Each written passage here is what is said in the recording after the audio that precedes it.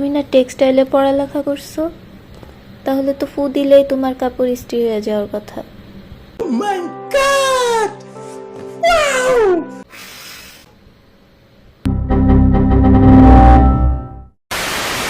ফু দিয়ে কেন কাপড় সমান করা যাবে না জানো? কারণ হচ্ছে কটন কাপড়ে যেটা সেলুলোজিক ফাইবারটা থাকে, সেখানে যে সেলুলোজ চেইনগুলো থাকে তাদের মধ্যে হাইড্রোজেন বন্ড তৈরি হয়। এই হাইড্রোজেন বন্ডটা অ্যাকচুয়ালি হচ্ছে হাইড্রোজেন অ্যাটমের সাথে কোনো একটা হাইলি ইলেকট্রোনেগেটিভ অ্যাটম যেমন অক্সিজেন বা ক্লোরিন এর মধ্যে এক ধরনের আকর্ষণ তৈরি হয়।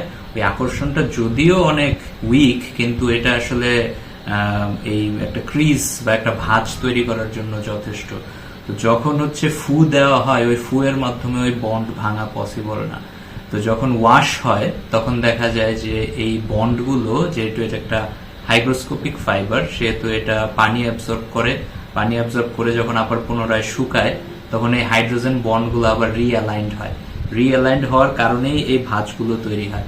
এখন এই ভাঁজটাকে ভাঙার জন্য তোমাকে দিতে হবে হিট, এবং এই যে এখানে স্প্রেয়ার আছে, এই স্প্রে এবং হিট দিলে তারপরে গিয়ে ওই হাইড্রোজেন বন্ডটা ভেঙে যাবে এবং নতুন ভাবে আবার হাইড্রোজেন বন্ড তৈরি করবে যখন এটা হচ্ছে এরকম সমান অবস্থায় থাকবে।